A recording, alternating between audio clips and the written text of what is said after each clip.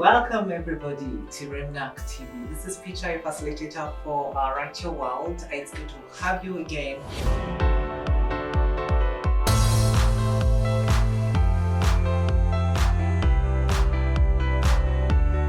Now, last time in the previous episode, we introduced fiction. And actually, we had started on the biggest part of it. We stopped on the point of view, and we say there were three of them, and I'm hoping that you all have the memory for it. We have the first person point of view, we have the second person point of view who uses the you. The first person uses the I and the we, the second person uses the you, so it's a direct address. And the third, who is the omniscient, all-knowing point of view, or narrator, who sees each and everything. But I want to emphasize this briefly before we go to other styles, because in this episode, I want us to specifically look at some of the styles. They are quite many. We may not be able to finish them, but we are going to pick out those that will help you actually make your work more interesting. And with time, as you gain the art in the craft, you'll be able to actually explore into the art yourself, and you'll see things come naturally to you even without you explaining them. Now, the first person, the I or the we, is quite limited because the character speaking should be involved, should be part of the story. They can't escape. Now, this gives you a limited area of operation. You're only supposed to write about things that that character or those characters, the we character or personae, are trying to interact with. The you is also a little bit limited. There is someone that is being addressed, and you'll see this. And for example, if you look at The State is My Shepherd, or if you look at Jack Mapachi's poem of Song of Chickens, you'll notice that it uses the you. There's someone that's being addressed. So the effectiveness is when you read, you feel like actually you're being talked to directly. Then the third, who is omniscient, the speaker or the narrator is not involved in the story, but they are seeing each and everything, and therefore they are not accountable for anything that happens in the story. If anything, they're only accountable to reporting it. So that's what you should know about point of views. And like I said, the last point of view, the third, is usually good. You want to keep an open mind to the doors of possibilities, and exploration. Cool. Now, like the agenda was for today, I want us to drill into the style or the techniques, the writing techniques. I told you there are quite many, but we are going to see some of these that will help you become an epic writer. But before I have to continue, always remember to subscribe, share the link, whatever you can share, let others know about this project, and do not forget to tap on the bell for notifications whenever we have anything new for you. Very well. So techniques, just like in fashion or in movies or in football or in singing, every participant has a way of doing things, style and also technique, It's the same thing with writing. There are very many tools that you can rely on to deliver your message, to express yourself into writing. Now, these are techniques, literary techniques, or sometimes they're called literary devices. And I'm going to start with two that will make your work more interesting than you would ever imagine.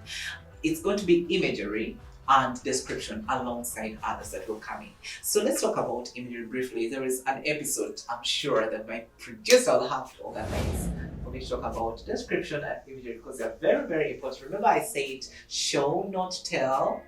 It's very important, and I'll explain why we have that slogan. Now, one, imagery. Imagery, it's a technique that relies upon the senses that we have. I think there are five, leaving the sixth sense aside. There are five senses: the hearing, smelling, tasting or taste. Then we have movement or motion, and also we have touch. Yes, touch. touch. And they have technical terms. We have motor for movement, gustatory for taste, olfactory for smell, tactile for touch. We have auditory for listening, yes. And then we have visual for sight, yes. I think that makes them about 6 or so. But yes, olfactory, auditory, motile, gustatory, tactile, and visual. Those are 6 senses, 6 images that you want to work with. So when you're writing, you have to make sure that your writing appeals to all those senses. There is one that is less commonly used, and that is the organic. You know, when you read something and you feel like your organs are messed up. Now that is organic imagery. It's not so common, but well, it exists. Then we have description. Description, to describe. Now, this part really is important, not only for people who want to write, but also scholars of the English language, especially paper 1, which is functional writing. Especially that part where you're supposed, the section B, where you're supposed to write a story. You can choose to write a narrative story, a narrative, or a descriptive piece. That's up to you. But description is very important in both narration and description. So you describe, which means you show instead of telling us. And how do you show? You use a lot of adjectives and adverbs, okay? That is how you describe. You don't just say, he was handsome. You have to tell us what actually made him handsome in the process. You'll be creating an image, a picture, which we can see through your words. Okay, then we have my most interesting one. I love it. Personification. Guys, personification is very interesting. It's a very interesting tool in which you can actually make non-human, let's call me right, non-human, not non-living, but non-human beings, and give them humanistic characters. You can have a cow talk, like in Animal Farm we have pigs that speak, and all those things. In Song of Chickens, actually, the chickens are singing a song. Song of the Cow, the same thing. That's personification. You break the norm and have, a cat around you sing or say something or speak. You've seen Garfield, that is personification. Cool. Then we have, let me also say, some personification is subtle, basing on the writer. Some want to use it like dominantly, others just a little bit of it. Then we have the snake dash. Now I know it is pronounced quite differently, but let me just say snake dash for spelling matters.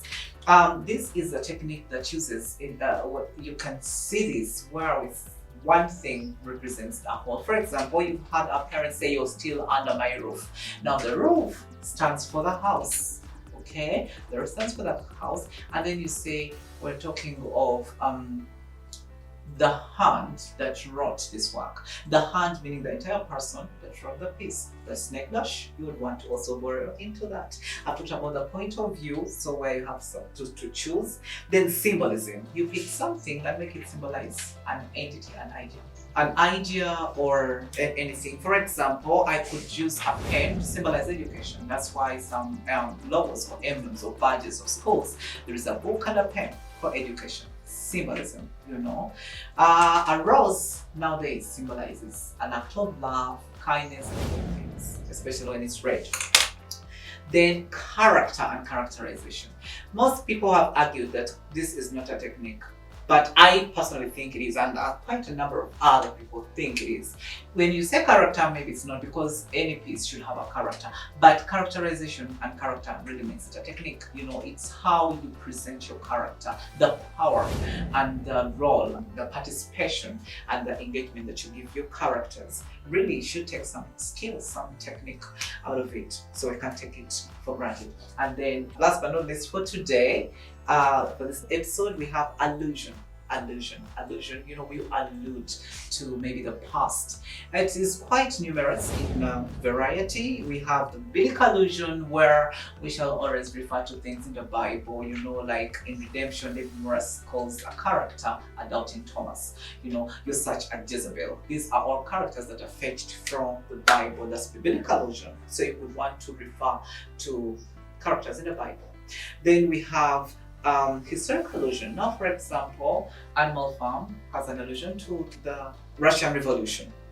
Then we have mythology, where we allude to myths like Greek mythology, which is really typical of Shakespeare. William Shakespeare uses a lot of the Greek gods, the Cupid, the Athenas, and all those things. So that is allusion. Will allude back to things that happened. Alright, that is it for today. That is for this episode, a styles point of view. I hope you really understand what is going on. If you do not and you feel like there is need to elaborate more on these items that we are presenting, please do not forget to leave reviews in the comment section. Like I say, please share the videos, subscribe if you've not. Thank you so much. See you next time. Bye.